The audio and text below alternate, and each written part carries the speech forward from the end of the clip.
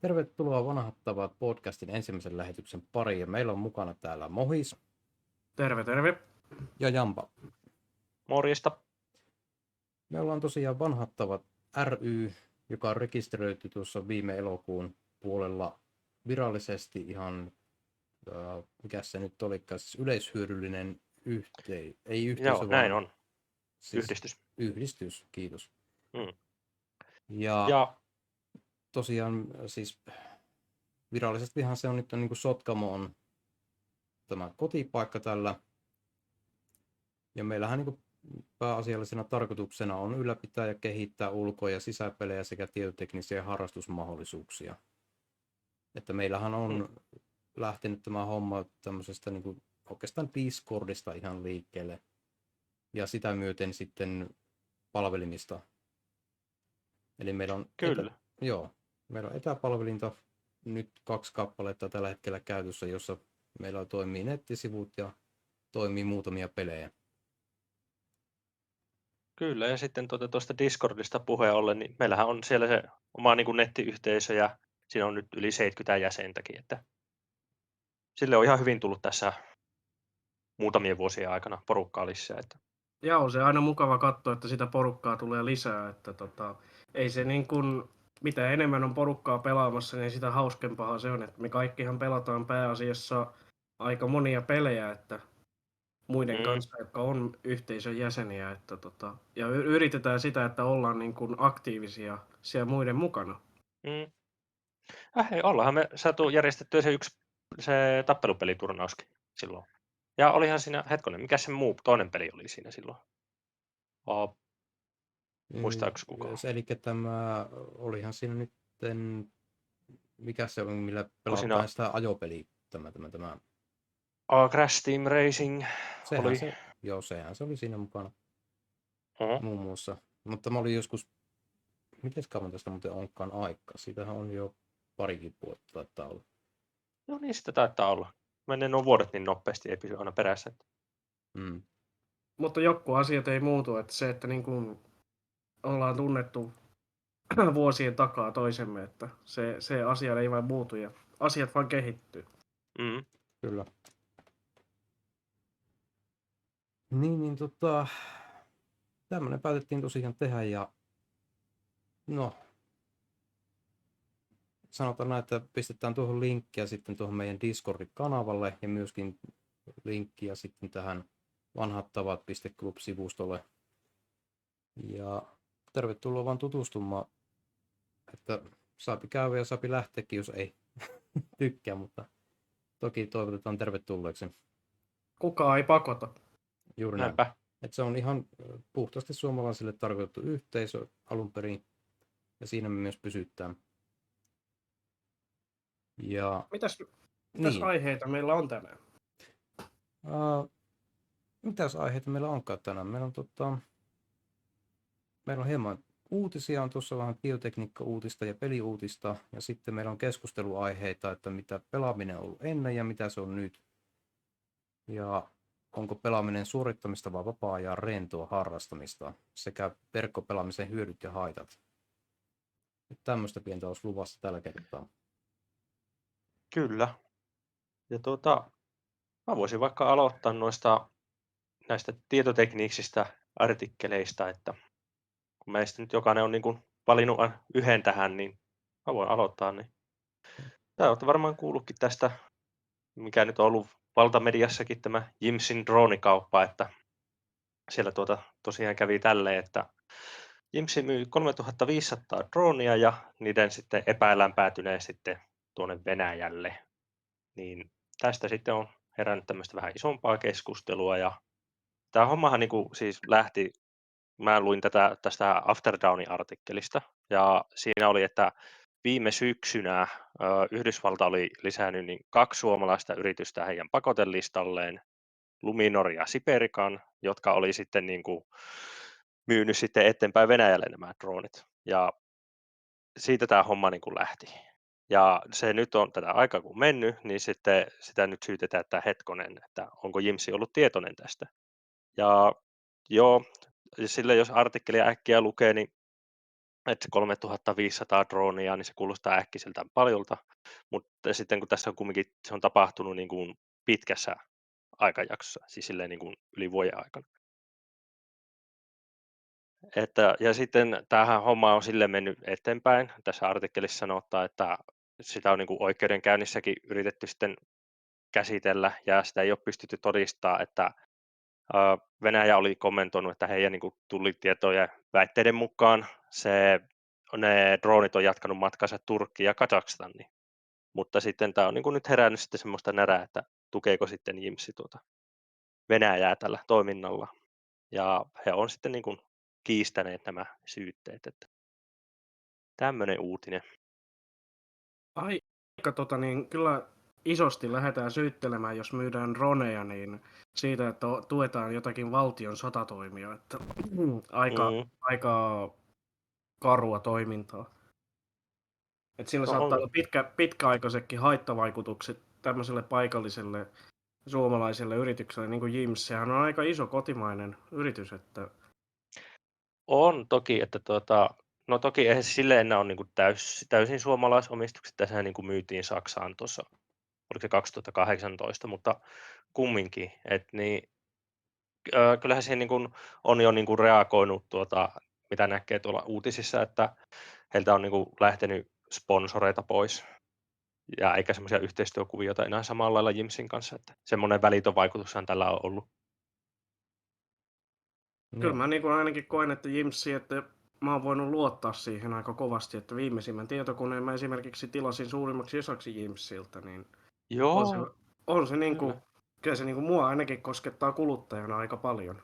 totta kai. Ja siis tähän mun koneen, mitä mä täällä hetkelläkin käytän, niin sehän on kasattu vuonna 2014 ja toimii edelleenkin, että pitää nyt muutama vaan joku emolevy ja sitten näytönohjaaja ja muistit on vaihdettu tässä ajan saatossa, mutta niin kuin, ja aivan loistavaa palvelua on ollut, että en aina ainakaan niin kuin omasta puolesta Jimsiä en kyllä sille kritisoi tai poikotoi, että kyllä mä varmaan tuun jatkossakin käyttää, mutta kyllä se niin kuin pistää niin kuin mietityttää ja se pitää niin kuin seurata tilannetta, että miten tässä hommat kehittyy. Että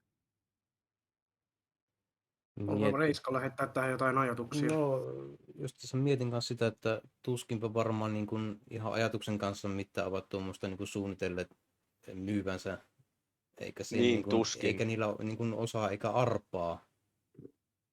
Että se on vaan niin kuin, ehkä se on vaan tämän ajan henki vähän enemmänkin tuo justiinsa, mitä on menneillä maailmalla. Kyllä. Niin, että olisiko siinä vähän tehty semmoista niin kuin väkisin väännetty jostain syntipukkia ja niin kuin etitty jotain aivan väkisin. Niin. Ja jos miettii... Se voi olla mahdollisesti kyllä, mutta Kyllä. se nyt jääpi sitten vähän niin kuin arvotteluvaraan joka tapauksessa. Että... Kyllä, ja kyllähän sitten just niin kuin miettii niin kuin yrittäjän näkökulmasta, että tässä artikkelissa mainittiin, että tuo 3500 droonin myynti, niin sehän oli niin kuin 2 miljoonan kauppa, niin kuin, että niin kuin mitä sitä on tullut ajan saatossa. Et kyllähän se niin kuin yrittäjän näkökulmasta sehän on aika iso summa, että jos se niin kuin tulee vuodessakin. Että... On toki, ja siis minkälainen, niin oliko siinä mainittu millä ajanjaksolla se oli tapahtunut, että oliko se niin vuosi vai? Joo, kyllä mä näin ymmärsin, että se oli niin kuin vuoden sisällä, että niin kuin semmoisia pienempiä eriä siellä täällä, mutta vuoden aikana, että kun tuossa puhuttiin nimittäin vuositulosta, että niin kuin se on vuoden aikana. Ja oliko näin mä sain sen ymmärryksen tuosta artikkelista. Ja oliko se ostaja sama? Siinä oli 2 niin kuin firmaa, tämä Luminor ja Siperica, Okei. jotka on suomalaisia yhdistyksiä molemmat, tai anteeksi, yrityksiä. Yrityksiä, okei. Joo. Joo. Okei. No mutta Mohiksella varmaan myös. Tämmöinen. Joo, mun tekniikkaa koskevaksi uutiseksi, niin mä valittiin tämmöisen pelaajia lähinnä koskettavan Logitechin uuden pelinäppäimistön, ja siinä käytetään tällaista vallankumouksellista key control-teknologiaa. Ja artikkelin mä löysin tilt.fi, että kaikki, jotka on vähänkin seurannut pelimaailman uutisia, niin muistaa historiasta varsinkin Tiltin, ja edelleen tää on kyllä kovassa käytössä ja täällä on artikkelit ihan kohdillaan. Mulla on tämmönen Logitech G Pro X60 Lightspeed pelinäppäimistö. Ja tähän kuuluu, tämä on kehitetty yhdessä ammattipelaajien kanssa ja se vastaa kilpapelaajien tarpeeseen, kun kilpapelaamisessa tarvitaan pieniä näppäimistöjä, mutta silti, että se on tehokas ja reagoi nopeasti, niin tämä on yhteistyössä kehitetty sitten siihen tarpeeseen. Ja tässä ei ole ollenkaan numeronäppäimiä. Ja vähän sitä numeronäppäimistä, niin mä oon vähän skeptinen siitä, että mä itse tykkään käyttää numeronäppäimiä, koska niihin saa makroja. Mutta ei siinä, Logitech on kovassa huudossa ja saahan siihen lisävarusteena näppäimistöön kuuluu taustavalaistusta, pelitilakytkimiä, äänenvoimakkuuden säärintä ja siihen saa kätevää matkakoteloa. Ja nyt jos on hereillä sen asian kanssa, niin se saa erikoiserädä vaaleanpunainen ja muuten se on sitten mustana ja valkoisena. Mutta hintaakin on lyöty näppäimistölle ihan reippaasti, että ei ole halvimmasta päästä. Pyöreästi 200 euroa.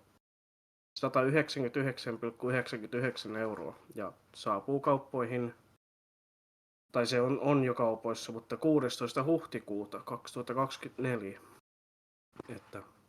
Mutta on kyllä hinta keksitty semmoinen, että se taitaa jäädä mulla vielä kauppaan. On. Jos miettii näitä, että kun aikoinaan ostin ne ensimmäiset näppäimistöt, ensinnäkin nehän oli ihan hirveän palikoita. Siis ne oli ihan järkkyisoja, ne oli kömpelöitä, ne oli semmoisia tönkköjä. Ja mä en yhtään ymmärrä, kun sanoit tuosta kilpapelaamisestakin, niin se on hauska, kun nähnyt niitä kuvia niistä vanhoista laneista, että kun ne laittaa ne näppäimistöt sivuuttaa, että mahtuu silleen niin kuin ottaa paremman tuen sitä pöydästä. Ja siitähän niin kuin monella jäi se tapa sitten, että se piti olla sille sivuuttaen, että saa sen paremman tuntumaan.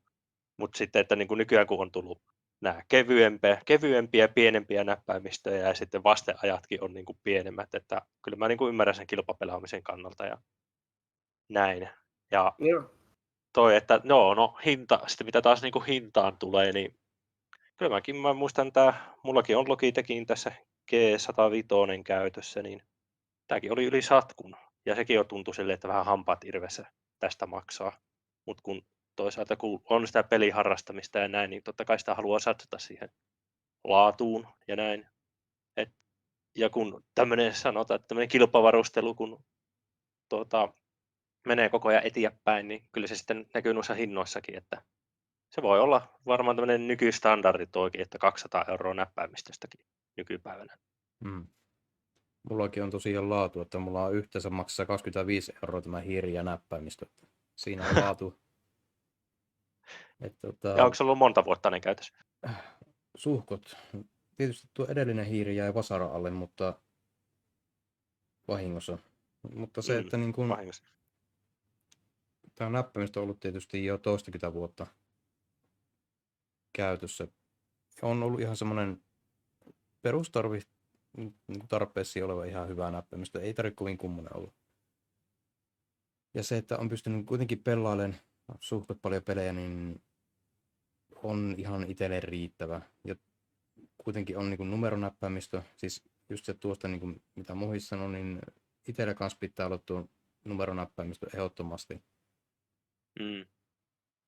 Että niin kuin, ilman sitä ei tahdo pärjätä kyllä millään.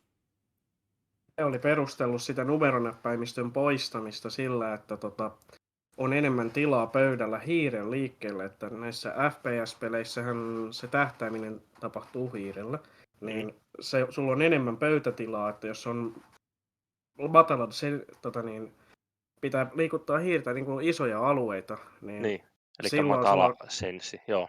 Joo, kiitoksia. Niin sulla on enemmän tilaa siinä pöydällä sitten liikuttaa sitä hiirtä. Joo.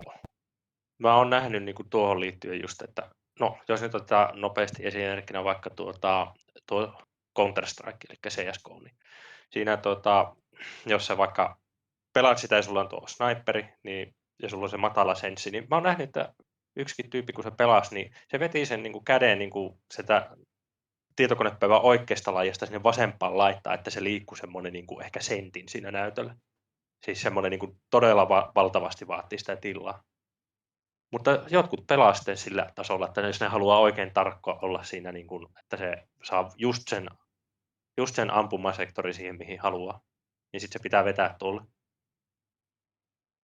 Tästä niin päästäisiin tosi luontevasti tuohon, että tuohon onko pelaaminen, niin mitä se on ollut ennen ja mitä se on nyt.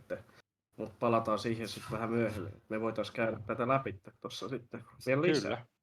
Kyllä, juurikin näin.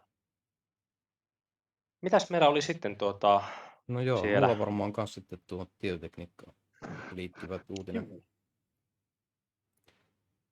Kerro vaan. Joo. No teillä oli aika rennosti kerrottuna. Mä vähän mietin, että onko mulla vähän turhankin skriptattua nyt tämä oma täällä, mutta luetaan No nyt mutta sä oot hyvin valmistautunut selkeästi. No, melkein. Mutta katsotaan nyt miten mennään. Että kunnat on 2023 syyskuusta alkaen voineet tilata ilmaisen hyökynimisen hyökkäyspintakartoituksen liikenne- ja viestintävirasto Traficomin kyberturvallisuuskeskukselta. Kyberturvallisuuskeskuksen kunta-alan toimiala vastaavana työskentelevä Jere Finne kertoo seuraavasti. Tekemissämme piloteissa tuli selväksi, että kuntakentällä on suuri tarve tällaiselle hyökkäyspintakartoitukselle. Kuntien omat resurssit palvelun hankintaan voivat kuitenkin olla liian vähäisiä. Jeren mukaan ilmainen palvelu on laajenemassa vuoden 2024 aikana kunnista muihin julkishallinnon yksikköihin. No, mitä tämä hyökkäyspintakartoitus sitten tarkoittaa käytännössä? Eli se on semmoinen, että hyökyohjelmisto tekee kevyehkön hyökkäyksen järjestelmiin, etsii näin haavoittuvuuksia ja tekee niistä ilmoitukset, jotta tiedetään, mitä alueita järjestelmästä tulee kohentaa. Kyseinen koodinpätkä ei siis tee varsinaista vahinkoa järjestelmiin, vaan havainnollistaa käyttäjiään ja auttaa täten parantamaan järjestelmän tietoturvaa. Ja tuo artikkeli oli lähteestä tivi.fi. Joo. On aika luotettava lähde, kun puhutaan tivistä. Että kyllä mulla on ainakin kova usko tohon, että toi on aika iso juttu. Joo, kyllä. Eli tuo Jere on joku erikoisasiantuntija näissä jutuissa, ainakin tivin mukaan. Tuo loppuosa toki kirjoitin itse, mutta tuo alkuosa oli ihan puhtaasti tuosta tiviltään. Joo. Kieltämättä aika hankala aihe lähestyä. Siis silleen, että miten nämä kerrot tuosta niin kuin, silleen, että siitä niin kuin, tavan ihminen ymmärtää, koska munkin oli vähän hankala tässä, niin kuin, kun mä yritin niin kuin, kuunnella, kun sä sanoit ton, niin se niin kuin, mä niin kuin edelleenkin, että mikä? Niin, eli siis, että miten nämä kerrot näistä? No niin, ja sitten se, että tämä on itselle ehkä semmoinen läheisempi aihealue, kun on tullut aikanaan näitä tietoturvajuttuja tehtyä kuitenkin yli 20 vuotta kuitenkin on räplännyt tietokoneiden kanssa sitä sun tätä, niin siinä on kerinyt vähän tutustua niin kuin myöskin tähän tietoturvapuoleen. Ja Joo, sano vaan. Voisin väittää, että tuo tietoturvallisuuden kriittisyys ja kuinka tärkeää se on, niin nykymaailmassa se lisääntyy koko ajan. Että ajatellaan esimerkiksi nyt vaikka mikä tilanne maailmassa on globaalisti, niin kyllä se nostaa päätään se tietoturvallisuus ja kuinka paljon sillä kriittisellä tiedolla on merkitystä. Että esimerkiksi puhutaan kunta- ja valtion tason sektorista, niin kyllä siellä sillä tiedolla niin se on arvokasta tietoa. Esimerkiksi maanhallinta tai missä on mitäkin infrastruktuuria, niin kyllä ne on aika kriittisiä tietoja, että mun mielestä toi on aika arvokasta asiaa. Kyllä. On. Ja nythän oli vasta kans uutisissa sitä, että on tämän Googlea vastaan on niin kuin taas hyökätty niin kuin tavallista enemmän. Et siellä on monesta eri maasta on tehty näitä bottikoneita ja bottiverkkoa käytetty sitä myöten. Puhutaanko siis tämmöistä palveluestohyökkäyksestä vai? Palveluestohyökkäyksestä, eli DOSauksesta, niin ja sitä kautta sitten mahdollisesti muutakin häirintää siinä ohessa pyritty tekemään. Joo, ja siis mä voin sanoa, kun tuossa sanoin äsken, niin kuin Mohis hyvin sanoi sitä valtiosektorista, mutta niin kuin, kyllä sitä niin kuin näkee ihan niin kuin tälleen, kun lähes sanotaan, että lähellä itärajaa asuu ja sitten on niin kuin töissä kuntasektorilla, niin kyllä sitä niin kuin huomaa, että se verkkoliikenne, niin kyllä se välillä tökkii ja jökkii ja semmoista selittämättömistä syistä niin kuin saattaa pätkästäkin aina välillä, että kyllä se niin kuin näkyy semmoinen pienemmissäkin paikkakunnilla ja isommillakin, että mitä on tässä kuullut. Että niin kuin, kyllä se niin kuin tässäkin ajassa korostuu kaikki nämä tietoturva entisestään. No joo, kyllähän se niin kuin paljon digitaaliseksi menee kaikki ihan kodinkoneesta lähtien nykyään. Mm, Ja toki itse on tällä niin kuin vähän perinteisempi niiden asioiden suhteen, että niin kuin tietokone on tietokone ja radio on radio ja telekkari niin poispäin, että pyrin pitämään ne erillisenä. kyllä. Tuossakin Mites? muuten ihan semmoinen juttu, josta sitten varmaan myöhemmin tullaan käymään tuossa, kun puhutaan, että miten on ollut ennen. Niin voi varmaan siellä sitten palata siihen tarkemmin. Joo, kyllä varmaan niin kuin tässä tietoturvaan liittymistä, niin tähän saapi montakin jaksoa, jos halutaan käydä ihan kunnolla läpi näitä juttuja, niin kyllähän näihin. Ja miksipä niitä ei tehtäisi niitä tietoturvallisuudesta, että siitä saa sitten valita, että haluaako, onko kiinnostusta aiheeseen, niin sitten siinä on hyvä jakso semmoiselle, jota se kiinnostaa ja sitten voi olla muuta sisältöä muille. Kyllä. Kyllä. Kaikille jotain. Saanko ehdottaa tässä kohtaa? Kerro. Saadaanko siirtyä pikkuhiljaa tuonne peliuutisten pariin? Olisiko mitään? Mennään vain mun puolesta. No niin, aloittele vaan. Joo, jees. Mulla on kuule tässä tämmöinen hyvinkin tuore peliuutinen. Tämä oikeastaan vasta toissapäivänä niin kuin tapahtui. Eli tämmöinen yhtiö, ranskalainen peliyhtiö kuin Ubisoft, niin heillä on ollut tämmöinen peli kuin The Crew. Ja tämä peli on julkaistu vuonna 2014, ja kyseessä on tämmöinen niin kuin ajopeli, jota pystyy niin kuin pelaamaan verkon välitteisesti. Ja se tässä viime vuoden loppupuolella meni alennukseen se peli, ja tämän kuun tuossa alkupuolella ne sitten Ubisofti päätti, että me nyt lopetetaan tämän pelin niin kuin tukeminen, ja ne sammutti tämän pelin niin kuin peliserverit, mutta mitä ne ei sitten kertonut, että ne myös otti pelaajilta sitten pelilisenssit pois. Eli sä oot niin kuin ostanut sen pelin niin kuin sieltä Ubisoftilta itseltään, ja kun sä yrität käynnistää sen nyt, niin se sanoo, että sulla ei ole lisenssiä siihen. Se, niin kun, jos mä niin kun oikein ymmärsin, mä en ole itse siis tätä peliä pelannut, mutta siinä oli kumminkin mahdollisuutta, että sitä pystyy myös pelaamaan yksin, että se ei vaatinut sitä, niin kun, että sinun pitää pelata verkossa pelkästään sitä. Ja siinä oli vissiin aika paljonkin ollut pelattavaa, että niin kun melkein 30 tunnin eestä niin kun sitä pelkkää yksin peliä olisi ollut mahdollista. Niin ja sitten se niin kun, kaikki niin kun vedetään sulta pois.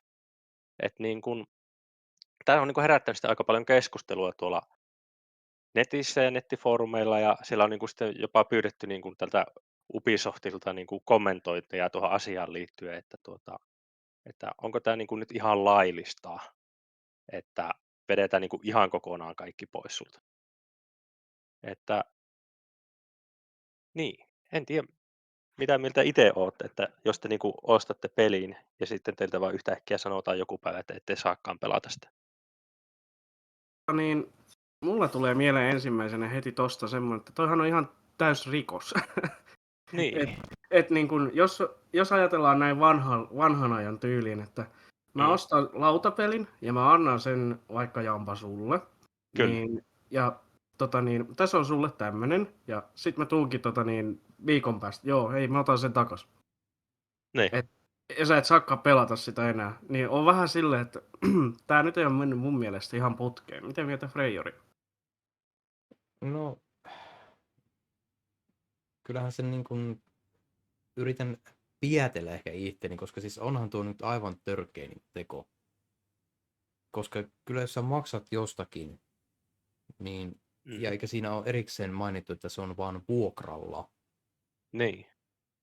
Että sä ostat omaksi jonkun asian, niin kyllähän se on kuin varastamista sen jälkeen. Kyllä. Näin niin kuin itse kokisin ainakin. Joo, toki ei voi tietää nyt tätä koko kuviota, kun kumminkin kyseessä on niin kuin 10 vuotta vanha peli. Mä ymmärrän, että jossain kohtihan ei kaikkea pysty sille ihan täysin niin kuin pitämään loputtomiin yllä ja tälleen, mutta tässähän nyt ei ollut kyse siitä, että, niin kuin, että okei, että nyt servut on sammutettu. Niin sitten niin kuin nämä, jotka on pelannut sitä peliä, nämä fanit oli ollut silleen, että no okei, no kai me silti voidaan jatkaa tämän pelaamista niin kuin silleen yksin pelinä. Mutta sekin niin kuin mahdollisuus vietiin pois. Et kaiken hyvän lisäksi sitten, ilmeisesti jos sä oot kerennyt asentaa sen pelin ja se on sun siellä koneella ja sä yrität käynnistää sen siitä exe-tiedostosta suoraan, niin sitten se sanoo, että sulla on pelin demoversio, joka ei toimi sitten ihan täysillä. Niin sitten siinä on niinku vielä tämäkin, että niinku että miksi ne teki näin. Että jotenkin tuntuu, että siinä niinku, ainakin tämmöisen niinku omasta näkökulmasta, niin kyllä se vie semmoisen niinku luottamusta pois silleen niin kuin peliyhtiötä kohtaan, että kun mä voin luottaa, että mä pystyn pelaamaan teidän pelejä niin kuin joskus vuosia myöhemmin. Mulla ainakin tulee mieleen eräs nimeltä mainitsematon strategiapelisarja EA:lta. Kaikki tietää heti, kun mä sanon EA, että puhutaan Command Conquer-sarjasta. Mutta se, että niinku, siinäkin, eihän siellä ole servereitä enää, mutta siellä on community, joka on tehnyt servereitä. Ja community on tehnyt työtä sen eteen, että voi edelleen pystyä pelaamaan sitä vanhaa peliä kavereiden kanssa, joka on mun mielestä todella arvokasta. Että kiitos niille, jotka sitä on tehnyt. Että tällaista, sitä on vielä mahdollista. Kyllä mä itse muistan, että mä oon pelannut paljonkin Command Conqueria ja edelleen tykkään kyseisestä pelistä. Että jos sanotaan, että joo, et sä voi pelata yksin pelipuolta tässä pelistä enää, koska meillä on serverit löyty kiinni, niin kyllä siinä olisi aika moni repinyt verkkarinsa. Kyllä se on semmoinen, että kun itsekin niitä lapsena pelasi, noita Command Conquerita ja Red Alerta ja muita, niin kyllä niihin on aina hauska välillä niin kuin palata takaisin ja sitten vähän niin kuin muistella silleen. Vähän niin kuin nostalgiakakkulot nostaa ja katsella. Mutta kyllä se niin kuin edelleen, niin kuin, jos miettii nykypäivääkin ajatellen, niin kyllä niitä pystyy edelleenkin pelaamaan. Että eihän ne niin kuin silleen niin ole ihan umpisurkeita. Tai siis silleen, että ei ole niin kuin ajahampaisin jääne. Joo, mutta ei mitään. Nostalgiapöhinöistä mä törmäsin tämmöiseen uutiseen Eurogamerin nettisivulla. Ootko valmis? Kerro vaan. Pokemonin maailmanmestaruuskisat järjestetään Honolulussa ja ne on elokuussa. Ja Pokemon-yhtiö ilmoitti asiasta Euroopan kansainvälisissä mestaruuskisoissa Lontoossa. Ja siinä tapahtumassa parhaat Pokemon-pelaajat ottaa mittaa toisistaan niin Pokemon-korttipeleissä, videopeleissä, ja niihin lukeutuu Pokemon Go, Pokemon Unite sekä Pokemon Scarlet ja Violet. Ja tällä hetkellä seuraavaksi tänä vuonna ne pelaa Pohjois-Amerikassa ja ne pelaa semmoisessa paikassa kuin New Orleans kesäkuun alussa. Ja tämä Havaijin suuri finaali, niin se on 16-18 elokuuta. Ja silloin kruunataan uudet maailmanmestarit jokaisessa Pokemon-pelissä. Että siinä on aika Pokemon-sarja elää ja voi hyvin. No kyllä. Ja miettii, että niin kuin, no, tästä taas menee ehkä nyt, kun ollaan puhuttu tässä vanhojenkin muistelusta, niin se, että niin kuin, miten pitkältä ajalta tuo sarja on pyörinyt ylipäätään. Et niin kuin, silloin kun me oltiin lapsia ja niin kuin joskus ala-asteella, niin eikö se tullut nämä ensimmäiset Pokemon Red ja Blue? Joo, 99 tuli Pokemon Red ja Pokemon Blue. Niin kuvittele, että niin kuin, tässä on niin kuin useampi sukupolvi silleen, että niin kuin, jota niin kuin yhdistää toi yksi pelisarja. Kyllä. Se on niin kuin, nytkin näkee kadulla, toki se on muuttunut se Pokemon-pelit, mutta lapset on puhelimella, Pokemon-kortteja saa kaupasta. Ja Switchillä pyörii, koko ajan tulee Switchille uusia Pokemon-pelejä. Mä en edes tiedä paljonko niitä Pokemoneja on. Niitä on yli 1000 mun käsittääkseni. Mä en ole ottanut selvää siitä. Joo, en ole itsekään pysynyt ihan laskuissa niistä nykyisistä. Että muistaa sen ajan, kun Game Boylla pelattiin Pokemonia, niin kyllä se on muuttunut aika paljon tämä maailma siitä. On. Oliko Tuota, Reiskolla niin. jotain? Joo, mä mietin sitä just sanoit tuossa, että niin kun yhdistää monet sukupolvet aina tuo Pokemon, mutta toki itse on sitä ikäluokkaa, että Pokemon ei ollut ehkä se pääasiallinen juttu. Et kun Pokemoni tuli vähän niin tuossa telekkarista, oliko se lauantai-aamuisin, milloin se on tullut ne alkupääjaksot ja kaikki nämä, silloin kun se alkoi se buumi tulemaan. Joskus 90-luvun lopulla, oliko näin? Kyllä. Joo, oliko siinä 95, 98? Jotain sitä luokkaa. Ei varmaan 95. Ei varmaan vielä. Ei ole Joo, se silloin taisi ollut. olla silleen, että se Japanissahan se on niin kuin 95 ja kaikki on sitten tullut vähän niin kuin Niin, no, jälkijunassa niin. sitten niin kuin muualle maailmaan. Muistelisin, että olisi 98, 99 ehkä ollut, mutta se on sitä aikaa jo ollut, kun alkanut itse olla sitten jo täysikäinen siinä kohtaa. Niin Joo. No, me ei oltu. Me ei oltu täysikäisiä. Se vähän niin kuin kuului meidän lapsuuteen, että sori. Kyllä. Tämä on niin kuin mun ja Mohiksen juttu. Selkeästi on. Oli siis. Tästä porukasta joo. Joo, sohvalla on maattu ja istuttu ja peiton alla on maattu lampuvalossa ja pelattu Pokemonia, ettei vanhemmat saa kiinni. Joo. Itse en ole koskaan näitä käsikonsoleita niinkään käyttänyt, enkä tämmöisiä konsoli-ihmisiä, en ole muuta, mä oon ollut vähän semmoinen PC-pelaaja, niin kuin Commodore 64 ajolta ja kaikki tämä, niin kuin, että meillä ei Nintendo ollut myöskään, vaan 84 vuodesta asti ollut Commodore 64, niin, joka on edelleen tällä meikäläisen luona ja toimii.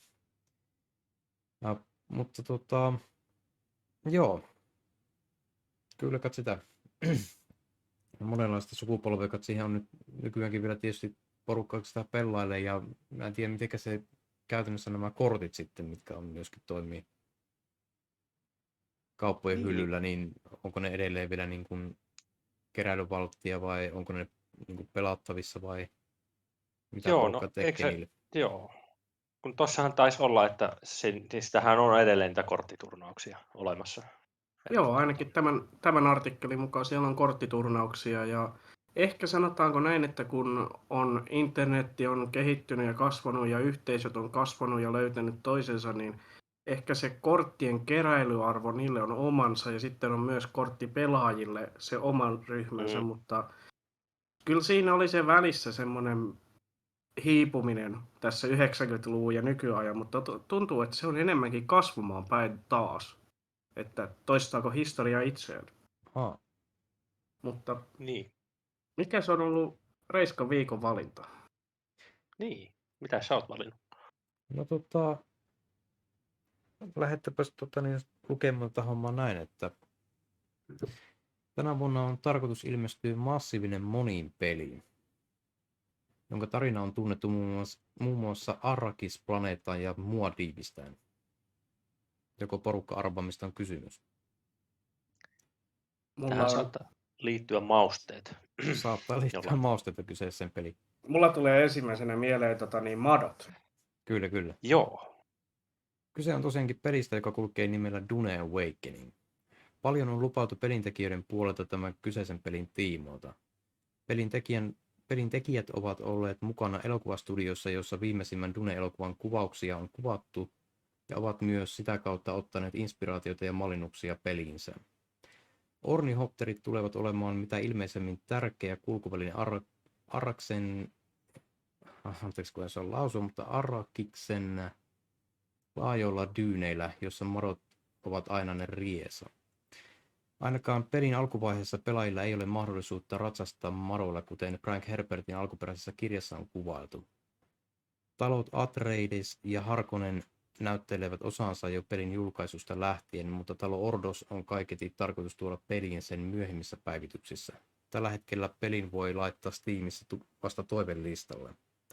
Nähtäväksi toki jää, tuleeko pelin täyttämään Dune-nimen suuria saappaita vai jääkö mausten matojen suuhun. Että se on semmoinen iso nimi vuodelta 65 lähtien. Ja siitähän on ollut jo 70-luvullakin on lautapeliä ollut. Ja myöskin siitä on uudelleen julkaistu lautapeli. Vähän samantyyppinen, on vähän se mitä joskus kahtoo aikaisemmin, niin vähän erilaiset on ne kortit alkuperäiseen 70-luvun versioon verrattuna. Ja on muun muassa Dune 2 oli nyt oikeastaan ensimmäinen reaaliaikainen strategiapeli. Eli se on niin kuin kaikkien reaaliaikaisten strategiapelien niin kuin äiti tai isoisä tai miksikä sitä nyt haluaa sanoa. Kyllä.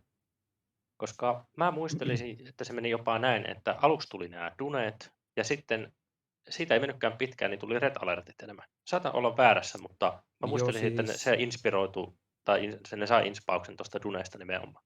Virgin, joka myöhemmin oli myöskin Virgin Games, teki tämän Dune 2, Building of Dynasty.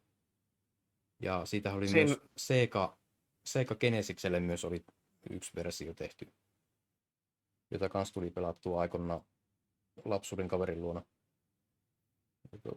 Tulee ekana mieleen Dunesta, kun puhutaan, niin Dune 2-tunninen. Että siinä on... Joo, se tulee mulle ekana mieleen. En tiedä miksi, mutta kun puhutaan Dunesta, se on ollut mulla kovassa pelaamisessa, mutta joo, siis siinä on aika isot saappaat täytettäväksi, kun hypätään MMO:hon. Ja mikäs se olikaan? Minkäs peli se sama studio on tehnyt ennen? Että mitä meillä on odotettavissa? No joo. Siis sama pelistudiohan on tehnyt Conan Exilesin. Muun muassa, että tämä nyt kuitenkin pitäisi olla hieman erilainen. Sen verran, mitä on nähnyt noita trailereita, niin voisiko sanoa, että joo, tietynlaista on samanlaista käden jälkeä siellä vähän näköisellä, mitä on Conan Exilesissa ollut se tyyli, mutta paremmat grafat, niin hän käyttää nyt Unreal Engine 5.2 siinä, kun ne tekee sitä peliä. Ja sitten niillä on joku nyt en muista ihan tarkalleen, se jotenkin liittyy nanopartikkeleihin, tämmöiseen niin kuin vähän erilaisiin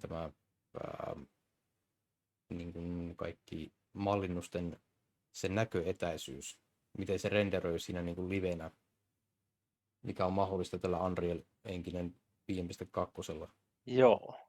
Jos mä ymmärsin asian näin, että pähkinänkuoressa, että kun mitä enemmän siinä on sitä niin kuin yksityiskohtaa, niin sitä raskaampihan sitä tulee niistä objekteista.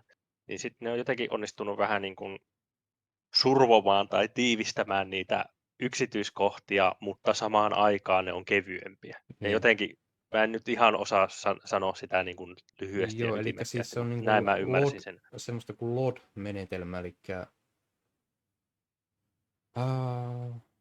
enpä mene nyt sanomaan, mitä se lyhenne nyt tarkoitti, koska kuitenkin sanon sen väärin tässä kohtaa, kun en laittanut sitä ylös, mutta se on kuitenkin sitä, että se pikselöittää, se hajannuttaa niitä peissejä, voisiko sanoa niin kuin mallinnuksista vähemmäksi, mitä kauemmaksi menee, mutta tämä nanojuttu, tai nanite, vai mikähän se nyt olikaan nimestään tarkemmin, niin se vähän eri lailla käyttää sitä renderöintijuttua hyväkseen ja on kevyempi.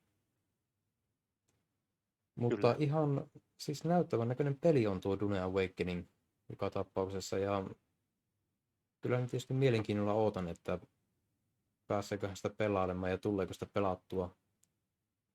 Ja tässä nyt on yksi toinenkin MMO taustalla tuolla, mitä tulee pelattua silloin tällöin, mutta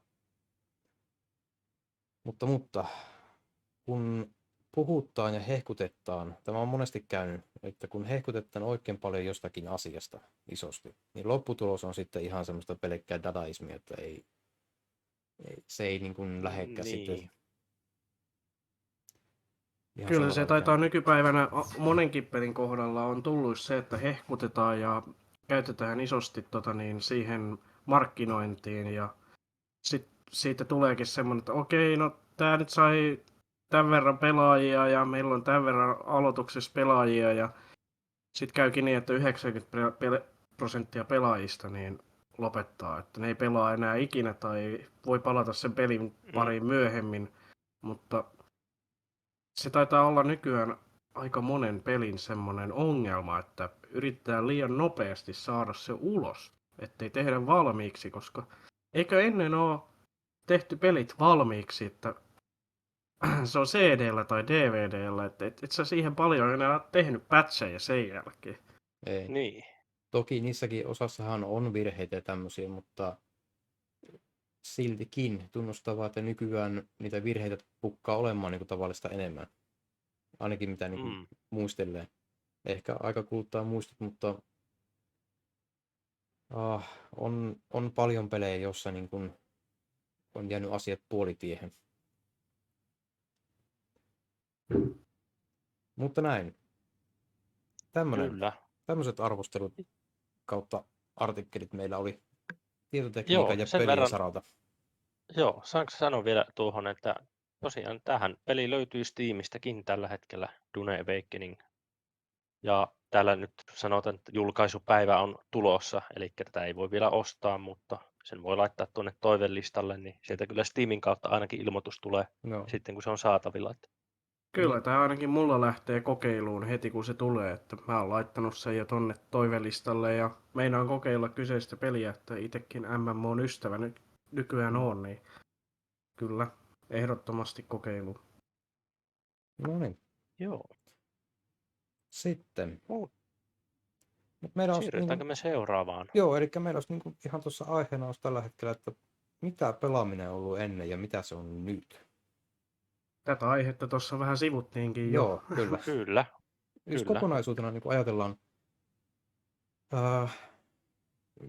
voi jo varmaan sen verran sanoa, että te olette niin kuin oikeastaan ysärin lapsia ja mä itse olen kasarin lapsia. Että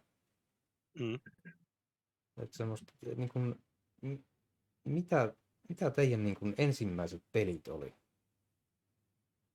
No, ensikosketukset, jos saan aloittaa, niin sehän oli niin kuin Nintendo 8-bittinen. Ja sitten siitä siirryttiin sitten jossain kohti pleikkarille pelailemaan. Ja sinne kun kavereiden kanssa sitten pelailtiin sillä pleikkari ykkösellä ja mietittiin, että vähänkö siistiä nämä, että kun siirryttiin sellaisesta niin kuin 2D, että sen nähdään ne hahmot, kun ne pomppii sivuuttain, että tuleekin semmoinen täys 3D, niin kuin joku Crash Bandicoot.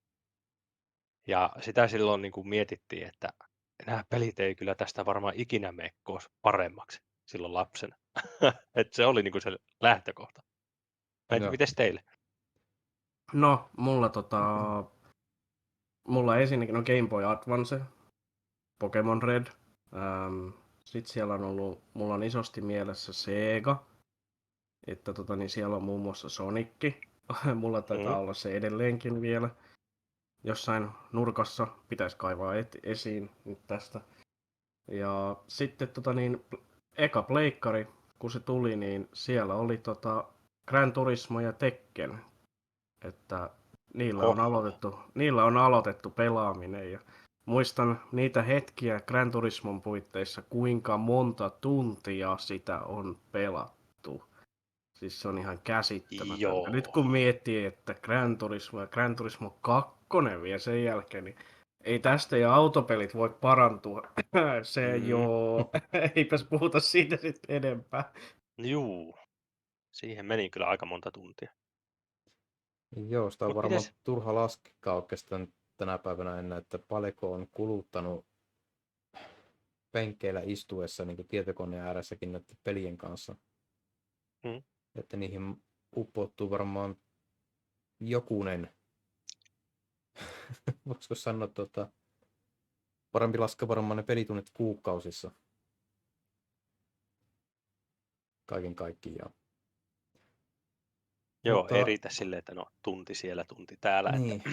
No itsellähän se alkoi niin kuin tosiaan, niin kuin sanoinkin aikaisemmin, tuossa mainitsin tästä Commodore 64, niin joskus 3-4-vuotiaana ensimmäisen kerran tarttuin niin soikkari ja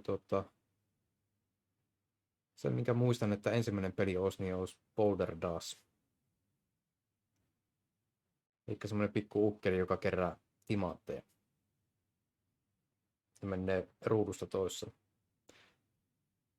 Jos muistatte peliä. No, täytyy kyllä myöntää, että en ole elänyt sitä aikaa, että Ei tiedä mikä on Boulder DOS. Ei, lyö tyhjää.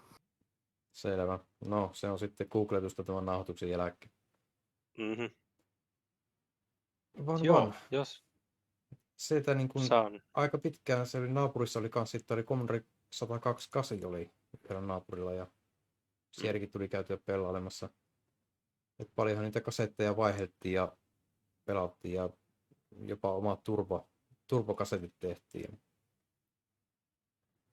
Näin ja sen jälkeen sitten tuli nyt pitää vähän muistella, 94 tuli ensimmäinen niin tämmöinen varsinainen tietokone, joka oli 486 66 MHz turbonapilla varustettuna totta kai. Mitä se teki se turponappi siinä? No se se laittoi sen 66 MHz kierrokset siitä koneesta, oli muuten 8 MHz. Okei.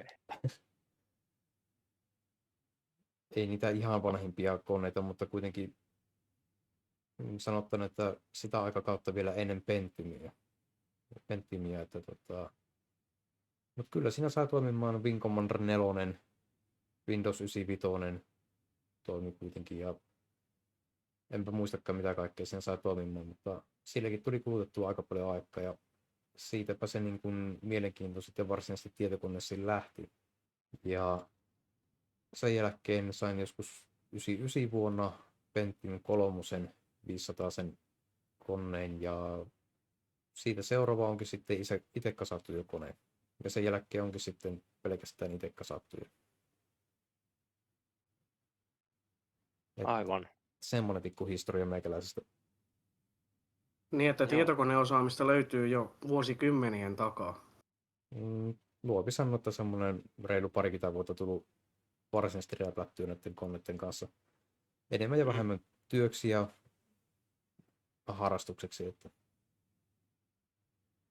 No, mitenkä sä pystyt sanomaan näin vuosien kokemuksella, että ja vuosikymmeniä oot noiden kanssa ollut, niin mikä se on ollut se pelaamisen henki, kun sä oot kavereiden kanssa, ne on tullut sulle ja te ootte vaihtanut kasetteja, niin kyllä en mä ainakaan näe, että ihmiset juoksee ja menee vaihtamaan pelejä tai tällaista. Mun mielestä se on aika semmoinen kuollut asia. Mun mielestä se oli tosi kaunis asia, että me lainattiin kaverilta kasettia ja sitten puhallettiin sitä kasettia puhtaaksi, että jos se sattuisi se pelit vaikka toimimaan ja putsattiin ja pestiin ja kuivattiin ja toiset pesi vedellä, toiset ei pesy vedellä. Mutta niin voi niitä parkoja, jotka veden kanssa läträs. Mutta mitenkä se on se muuttunut se asia, että ei nyt ole enää sellaista. Toisaalta netti vähentää sitä, että sä saat netistä ladattua, mutta ei sellaista henkeä ole enää. Ei se ihan semmoista niin kuin samanlaista kylässäkäymistä kuin nuorempana, että ala-asteella tosiaan parhaillaan aika monta kertaa sai pyöräillä kaveriluona sen samana päivänä. Sen muistan vielä sen tapauksen, kun Star Control 2 tuli kopioitua. Oli 3 diskettiä.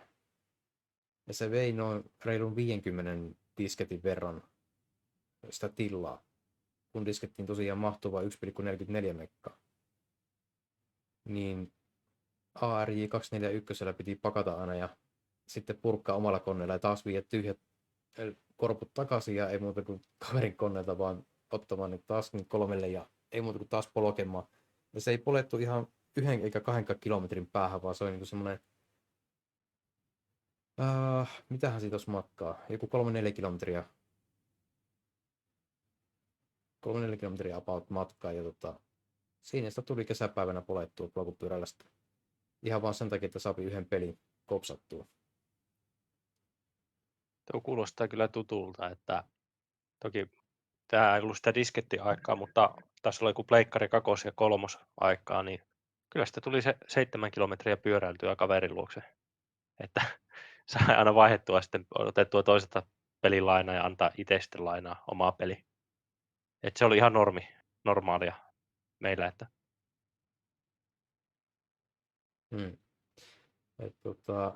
Onhan se toki erilaista miten tänä päivänä ja siis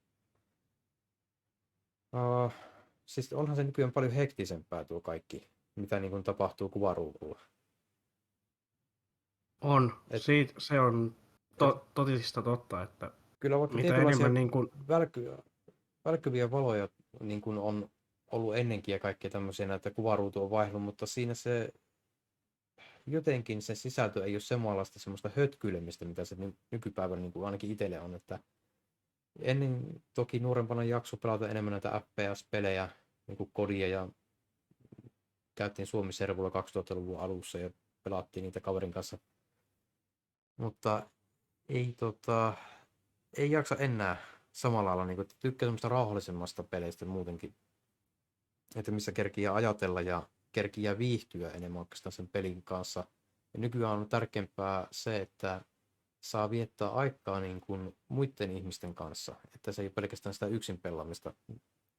Joskus yksin pelit on ihan ok, mutta kyllä tänä päivänä niin kuin kaipaa semmoista niin kuin aina jutteluseuraa ja enemmän semmoista seurustelua ihmisten kanssa kuin se, että vaan se, että peli. Että pelit ei tänä päivänä itselle oikeastaan niin kuin ole mikä se pääasia.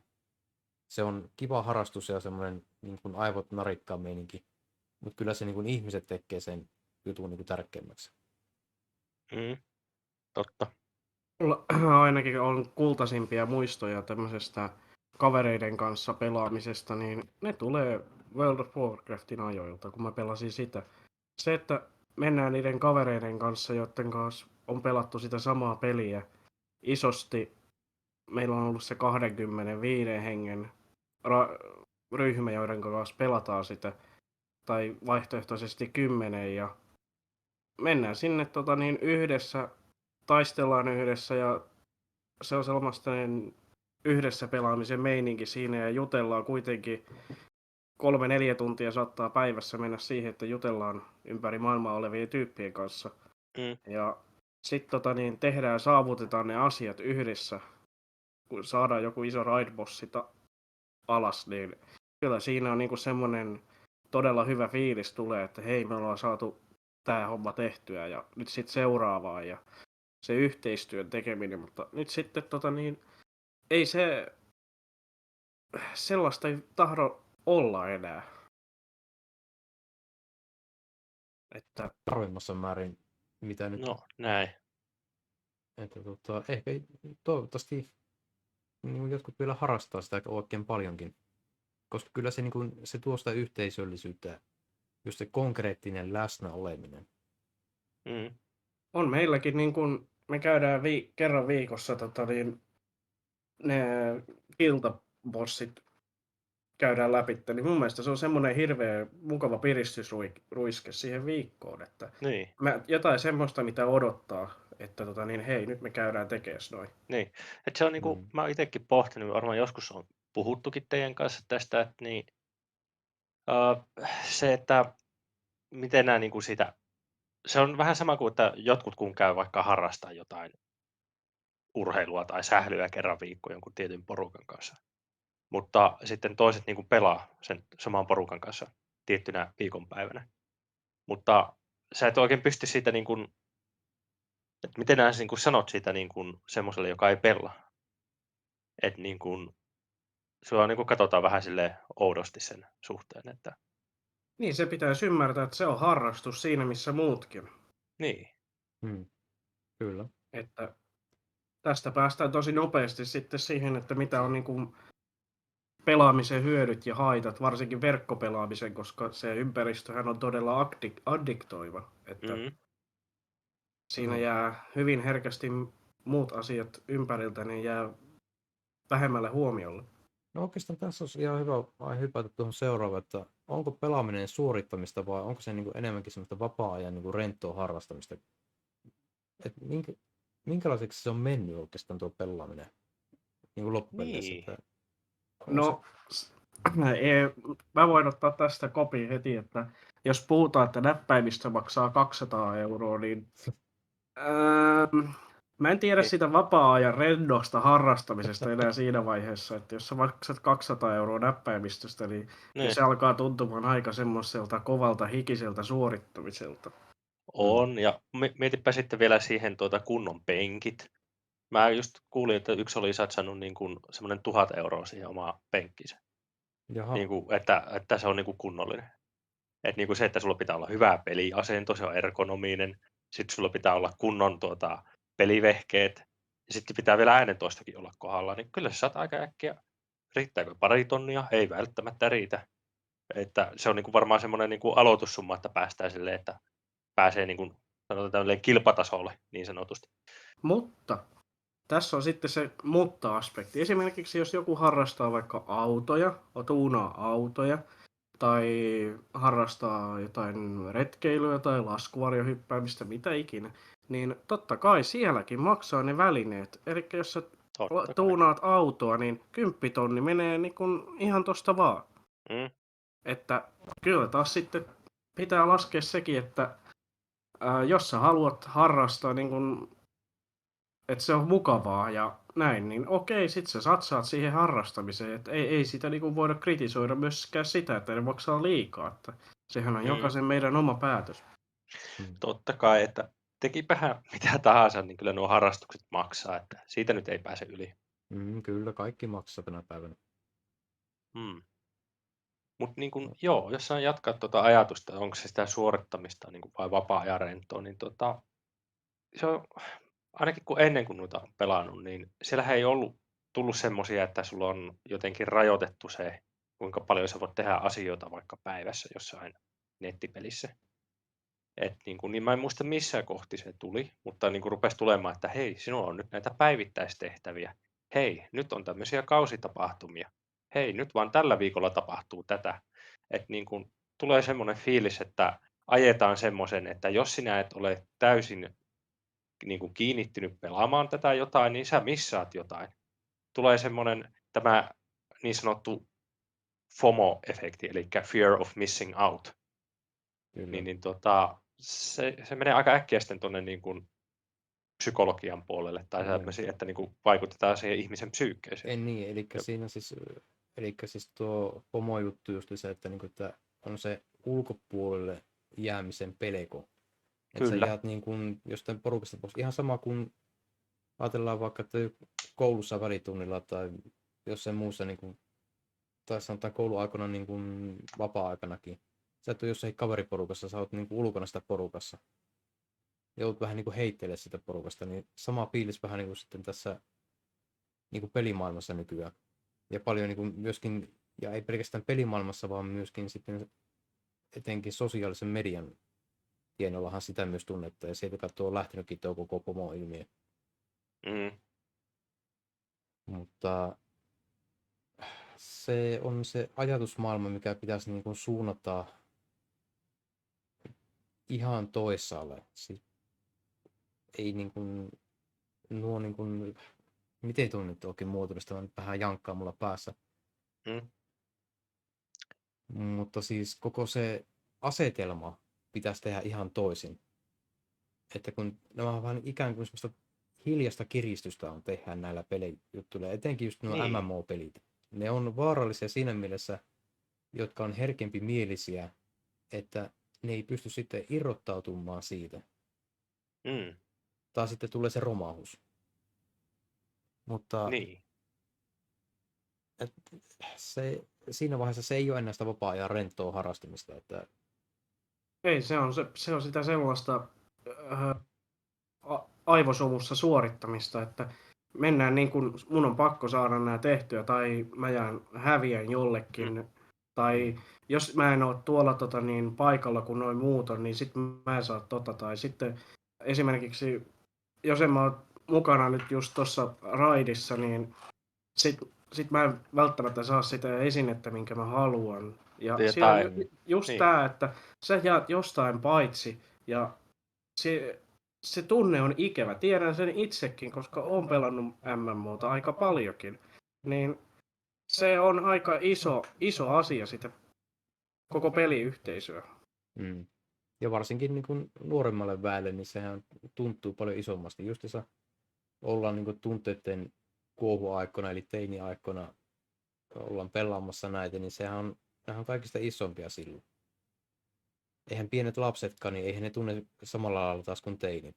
Ja sitten taas aikuiset, ne ymmärtää jo, ne on käynyt jo aikanaan läpi ja ymmärtää, että nämä ei ole niin tärkeitä, nämä ei ole kokonainen elämä, se pitää olla sillä lailla, että elämä eellä, pelit perässä.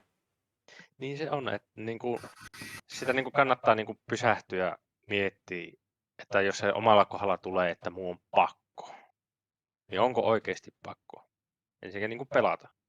Ja että jos se alkaa vaikuttaa sosiaalisiin suhteisiin, tai jättääkö oikeassa elämässä tekemättä asioita sen takia, että mun pitää pelissä tehdä ne asiat ekana. Että laittaa sen pelin jotenkin etusijalle, niin siinä on ihan semmoinen hyvä pysähtymisen ja miettimisen paikka, että kumpi sitten oikeasti on loppupeleissä tärkeämpää. Mutta sitten on myös niitä ihmisiä, joille se pelit on ainut sosiaalinen kontakti. Mm-hmm. Että taas sitten se pelit ja se yhteisö, mikä siellä pelimaailmassa, virtuaalimaailmassa on, niin se saattaa olla niin joidenkin ainut sosiaalinen kontakti sen oman kodin ulkopuolella. Ja kyllä se on mun mielestä toisaalta kaunis asia, että jos ei olisi sitä yhteisöä ja pelaajia, niin se ihminen tuntisi olonsa aika yksinäiseksi. Niin, kun kumminkin jokainen meistä haluaa kuulua johonkin ja sitten saa sitä, että hei, mut hyväksytään osaksi jotain, niin kyllähän se pelitkin niin parhaimmillaan, niin kyllähän on hyviäkin peliyhteisöjä, piilomainontaa tässä kohti meidän yhdistyksen suuntaan. Meillä on ihan hyvä porukka tuolla, ollaan pelailtu jo jonkin aikaa yhdessä ja pelejäkin on laajasta laittaan, että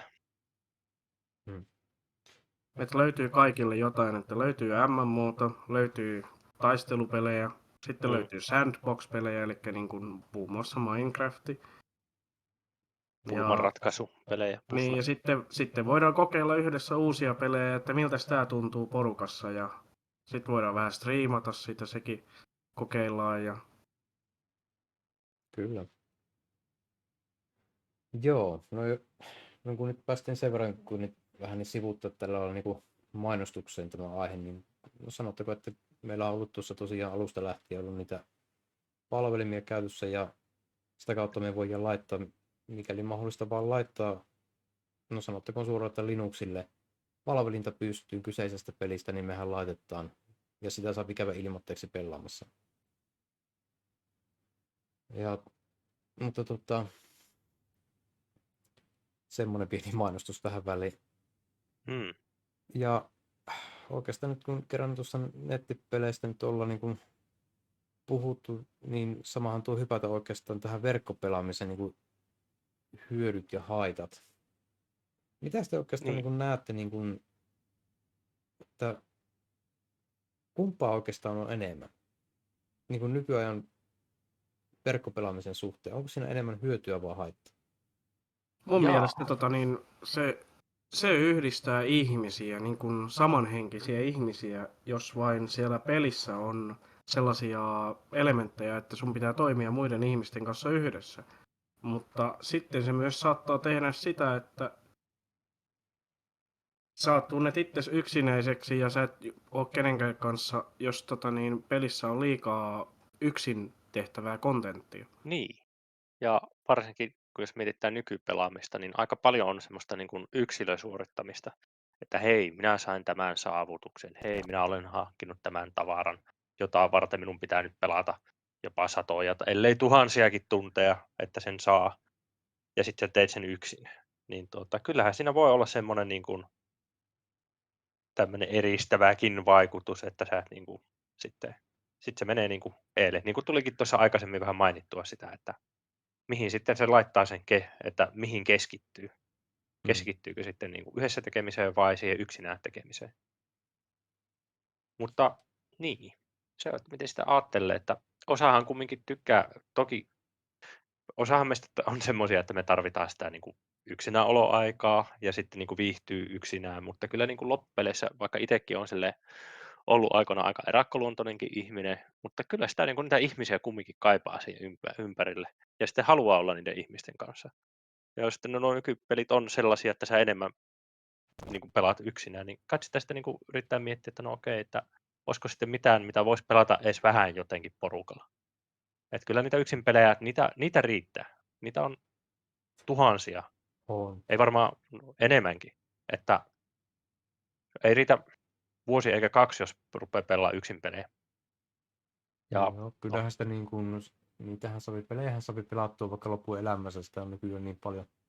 Siis pelkästään jo näitä niin. elektroniikkapelejä. Mutta niin kuin se, että itse tykkään niin palata takaisin tähän niin lautapelijuttuihin aika paljon, koska niin kuin, se on semmoista niin kuin konkreettisempaa verkkopelaamista enemmänkin. Koska se, että ollaan niin kuin kasvotusten läsnä, mä tykkään siitä, niin kuin, että ollaan ihan oikeasti läsnä toisten kanssa. Mm. Et verkkopelaamisessa on just se hyvä, että jos sillä hetkellä ei pääse näkemään, ei pääse niin kuin tavoittamaan, niin verkkopelaaminen on semmoinen hyvä yhdistävä tekijä. Kyllä. Se ei kuitenkaan pidä olla se, niin kuin, se primaarihomma siinä, vaan se on niin kuin apuväline niin kuin toisten kanssa sosiaalisoitumiseen. Näin se on. Et haittahan siinä voi olla se, että sitten sitä jumittuu sinne kotia, eikä lähde mihinkään. Että se liika määrä tässäkin, niin se on haitaksi. Niin kuin itse näen sen näin. Näin Mun se mielestä, on.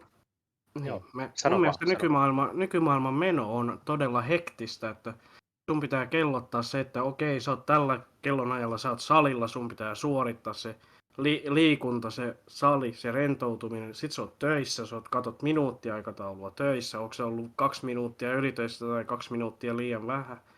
Sitten kaikki on niin kuin kellotettua, katsotaan koko ajan siihen kelloon, että siihen tulee se stressi, että koko ajan pitää just suorittaa. Esimerkiksi joogatunti tai joku rentoutuminen, niin siihenkin sun pitää katsoa kelloa, että sä oot ollut nyt vaikka 30 minuuttia paikallas ja meditoinut, niin ei se ole hirveän rentouttava niin kuin ajatus, että se on kauheat paineet, että ei nyt vitsi, mun pitää äkkiä rentoutua. Ja sitten taas jatkaa, että se semmoinen maailmasta rupeaa puuttumaan semmoinen rennolla kädellä tekeminen, että Niin. Että sitten kaikki asetetaan joku tavoite, että miksi sitä tehdään. Että sitä ei vaan voi, että no mä nyt haluan vähän niin kuin jotenkin höllätä tai niin kuin jotain höntsäurheilua. Niin sitten semmoista höntsäpelaamista. Että nyt niin kuin semmoista mukavaa yhdessä peluuta. Että ei, niin kuin, ei Niin, välttämättä edes kellota sitä ja näin, että siinä sitten menee se oma aika, kun menee. Toki jos on jotain muuta menoa sovittu, niin kyllähän sitä pitää sitten mennä, mutta se aika mitä pystyy, niin sitten pelaile sitten sen porukan kanssa. Joo, eli aivot narikkaa meininkiä vähän enemmän tai vähemmän, että saa viettää hauskaa. Kyllä. Sitähän se on. valitettavasti nykyaikana todella monet ihmiset hakee sen hauskanpidon jonkun addiktoivan toiminnan kautta. Näinpä. Mm. Mut joo. Siinäpä meillä varmaan alkaa olla tämänkertaiset aiheet. Joo, kyllä tota, tässä niinku yhden jakson varmaan saa kasaan tästä, että mutta aika paljon meillä oli tuossa asiaa ja tuli aika paljon mieleen myös semmoisia, mitä varmaan tullaan jatkossakin puhumaan ja Kyllä. jatkojuttuja. Ja toki Ainakin mulla lähti ajatusruksut tässä niin samoin tien. kuuntelijat toki, niin saatte ehdotellakin ja luetaan teidän kommentit ja katsotaan, mitä te olette mieltä näistä höpötyksistä ja palataan tosiaan toisella kertaa sitten uudemman kerran. Katsotaan nyt sitten, millä aikavälillä me ruvetaan näitä tekemään, näitä podcasteja. Ja teillehän me tehdään näitä. Kyllä. Mutta loppuun sanottakoon vielä, että tervetuloa tosiaan tutustumaan tähän VT:n eli vanhat tavat toimintaan niin sivustolle kuin Discordin puolellekin. Ja viikon linkki sitten laitetaan vielä tuohon videon kuvaukseen mukaan. Kyllä. Ja tässä varmaan passaa mainita se meidän yhdistyksen nettisivu, eli vanhattavat.club. Niin sillähän sinne pääsee. Eikö vaan? Kyllä. Jep. Ja sieltä pitäisi ainakin löytyä linkki tähän meidän Discordiinkin, eikö vaan? Kyllä. Kyllä. Mutta joo. Joo. Porta. Eli 2 kertaa jo mainittu. Mm. Mutta tulipahan ainakin selväksi. Mutta eipä siinä. Palaillaan toisella kertaa. Ei muuta kuin morjes. Morjesta. Morjes.